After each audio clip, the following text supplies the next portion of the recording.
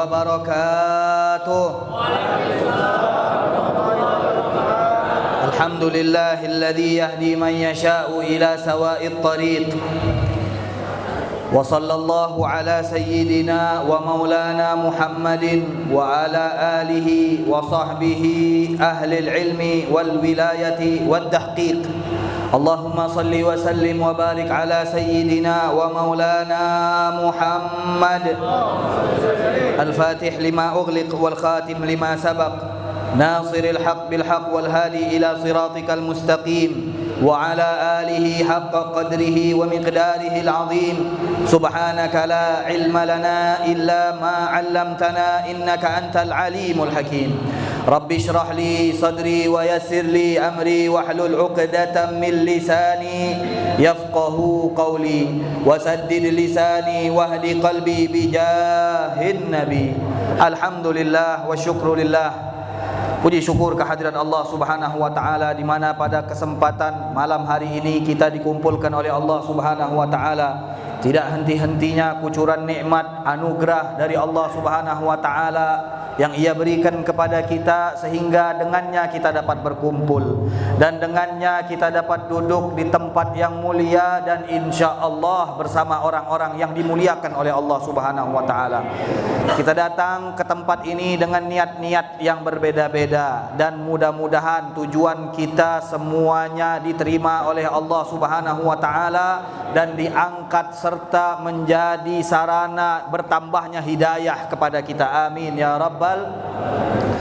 Ma'asyiral hadirin yang dimuliakan oleh Allah Subhanahu wa taala, telah kita dengarkan tadi pembacaan Maulid Nabi Muhammad sallallahu alaihi wasallam yang dikarang oleh Al-Imam Al-Arif Billah Al-Habib Ali bin Muhammad Al-Habsyi, di mana tadi dibacakan sekelumit daripada manaqib dan biografi riwayat hidup Habib Ali bin Muhammad Al-Habsyi. Kita dengar bagaimana kecilnya beliau, bagaimana belajarnya beliau, bagaimana takzimnya beliau kepada gurunya, bagaimana beliau hidup dengan masyarakatnya, bagaimana akhlaknya beliau, bagaimana ilmunya beliau, bagaimana karangan-karangan beliau, dan di antara karangan yang luar biasa menjadi sarana berkumpulnya kita selama 40 hari berturut-turut, bahkan ditambah lagi 20 hari menjadi 60 hari. Sarana berkumpulnya kita adalah Maulid Simtud Durar yang dikarang oleh Al-Habib Ali bin Muhammad Al-Habsyi.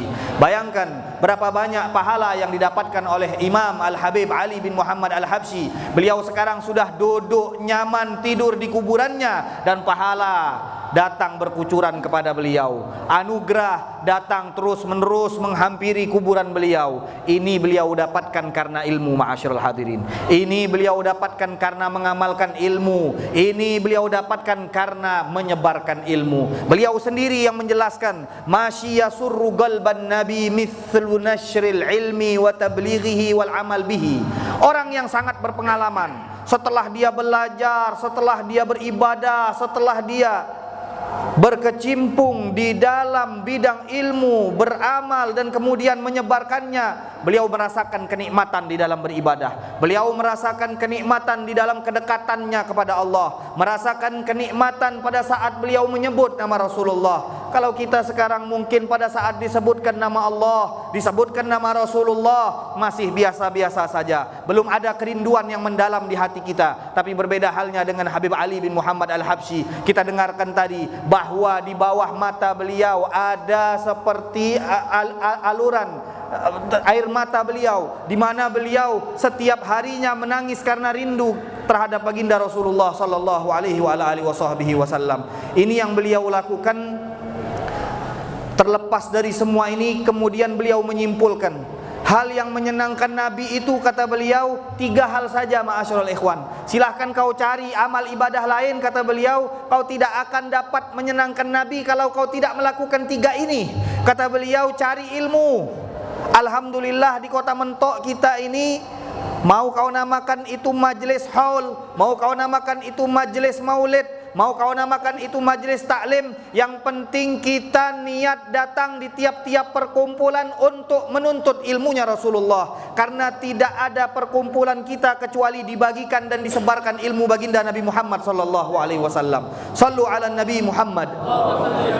Tidak berkumpul kita di majelis maulid kecuali kita niatkan, yang pertama kali saya keluar untuk menuntut ilmu sesuai dengan apa yang dikatakan oleh Imam Ali bin Muhammad bin Husain Al-Habsyi, di mana beliau mengatakan tidak ada yang lebih menyenangkan hati Nabi kecuali dari menuntut ilmu. Kata beliau, menuntut ilmu ini paling menyenangkan baginda Rasulullah sallallahu alaihi wasallam. Kita tidak punya ilmu, kita tidak bisa mengajarkan kepada orang lain.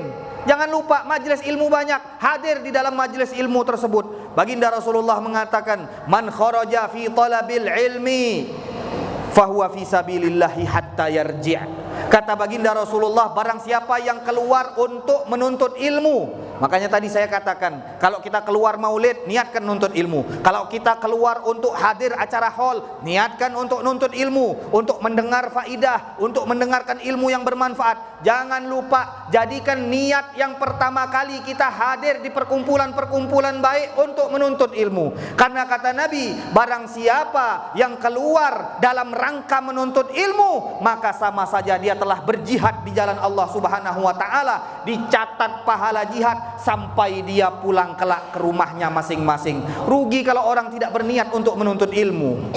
Maka kata Sayyidina Ali bin Muhammad bin Husain Al-Habsyi, beliau mengatakan tidak ada yang menyenangkan hati Nabi melainkan menuntut ilmu dan kemudian menyebarkannya. Nah, menuntut ilmu ini kita tahu di mana para ulama kita mengajarkan kepada kita, jangan sampai dalam satu hari kosong dari majelis. Kalau satu hari kita tidak makan, kita mengeluh. Satu hari kita tidak mendapatkan kebutuhan pangan kita, kita mengeluh, kita kelaparan. Begitu juga kata para ulama, di antaranya Imam Al-Ghazali mengatakan, sebagaimana badanmu akan mati pada saat engkau tidak makan, maka ketahuilah, kata Imam Al-Ghazali, hatimu akan mati kalau engkau tidak hadir di dalam majelis ilmu. Kalau engkau tidak makan makanan ruh, yaitu berupa ilmu yang bermanfaat. Ini kata Imam Al-Ghazali, seorang ulama yang terkemuka, yang tahu bagaimana memperbaiki hati. Beliau mengatakan, hatimu itu bisa baik kalau engkau rajin di dalam menghadiri majelis ilmunya Rasulullah sallallahu alaihi wa alihi wasallam. Dan orang yang hadir majelis ilmu, kata baginda Rasulullah sallallahu alaihi wasallam, para malaikat pun akan merendahkan diri kepada mereka. Ini orang yang menuntut ilmu, bukan orang alim. Orang yang menuntut ilmu, kata baginda Rasulullah, malaikat akan meletakkan sayapnya di kaki mereka pada saat mereka melangkahkan kaki menuju tempat di mana di situ disebarkan ilmu Rasulullah. Maka hadis ini dibuktikan oleh salah seorang ulama. Beliau bernama Syekh Ahmad bin Abil Ja'ad. Kedatangan dua orang murid, Syekh Abdullah Ba'abbad bersama saudaranya, datang ke rumah Syekh Ahmad bin Abil Ja'ad dalam rangka untuk menuntut ilmu. Sesampai di rumah Syekh Ahmad mengatakan kepada Abdullah ini, wahai Abdullah, tolong kau injakkan dengan kakimu tadi salah satu daripada bagian tubuhku. Lalu dua muridnya ini terkejut, wahai guru, kami jauh-jauh dari rumah ke sini untuk mengambil berkahmu, untuk mengambil akhlakmu, untuk mengambil ilmumu. Lalu kenapa kau memerintahkan kepada kami untuk menginjak salah satu bagian tubuhmu? Aku melihat pada saat kalian datang, para malaikat rebutan untuk meletakkan sayapnya di mana kalian melangkahkan kaki kalian. Ini kalau kita cerita karomah, cerita hal-hal yang di luar akal, itu banyak daripada aliran-aliran yang tidak senang. Bahkan mereka menganggap ini adalah cerita dongeng. Jadi kata mereka, wah, tidak masuk akal nih macam nih. Loh, Nabi yang mengatakan bahwa malaikat akan meletakkan sayap mereka untuk para penuntut ilmu, ridhon bima yasna, karena ridho atas apa yang mereka perbuat, yaitu menuntut ilmu. Tapi hakikatnya seperti apa kadang terlihat oleh sebagian ulama. Tak senang ini aliran. Apa-apa tuh. Jorang ini lah yang kuda suka sama majelis jorang nih. Yang ngerapik-ngerapik itu dibahas sama jorang. Ngerapik dibilang dia keramat-keramat nih. Dia tidak dengar macam mana sahabat Nabi, bagaimana para tabi'in, bagaimana para ulama. Kalau kita mau mengumpulkan keramat-keramat para wali, maka buku-buku yang ada di dunia ini tidak cukup. Karena saking banyaknya, tiap-tiap wali punya keramat. Tapi kata mereka, sudahlah. Yang dikaji di dalam majelis-majelis mereka itu semuanya khurafat, semuanya dongeng-dongeng yang tidak ada asal usulnya. Padahal di dalam Al-Quran begitu banyak diceritakan karomah Siti Maryam, Sayyidah Maryam, ibunda daripada Sayyiduna Isa. Di dalam Al-Quran diceritakan bagaimana karomah Sayyidah Maryam. Begitu juga Ashabul Kahfi, diceritakan karomah Ashabul Kahfi. Dan masih banyak lagi diceritakan karomah-karomah di dalam Al-Quran. Yang namanya karomah ini hal yang di luar kebiasaan, tidak bisa kita ukur dengan akal. Mukjizat, artinya mukjizat apa? Hal yang membuat manusia lemah untuk mendatangkannya. Loh, kalau namanya mukjizat berarti nggak bisa diukur sama akal. Seperti tadi kita dengarkan bagaimana Rasulullah membuat air yang sedikit menjadi banyak. Wah, itu kata orang Nabi, lain cerita sama Nabi.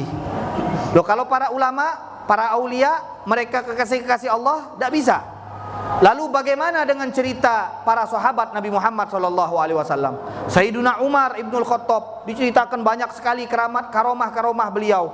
Begitu juga sahabat-sahabat yang lain, Sa'ad bin Abi Waqqas. Begitu juga para aulia, Imam Asy-Syafi'i, Imam Malik. Mereka semuanya ada karomah-karomah.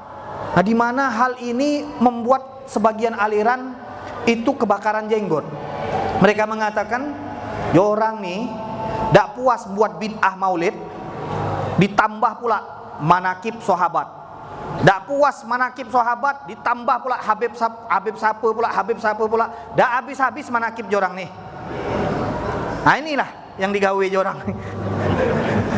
Setiap hari buat manakib baru. Tapi mereka lupa akan hal yang positif yang ada di dalam majelis manakib. Coba kita lihat kitab hadis.